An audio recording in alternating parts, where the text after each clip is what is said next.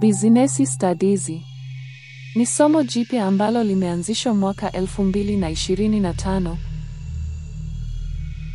kwa shule za sekondari kwa kidato cha kwanza hadi cha 4. Somo hili ni moja ya somo jipya ambalo limeanzishwa na mtaala mpya ulioboreshwa.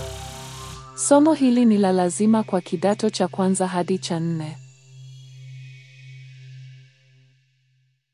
Kwa hiyo somo hili litakuwa likisomwa na wanafunzi wote.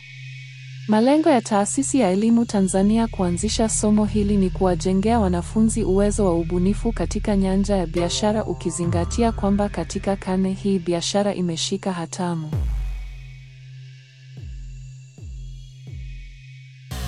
Kwa hiyo wanafunzi watakuwa wakimaliza elimu ya sekondari wanakuwa tayari na elimu ya biashara.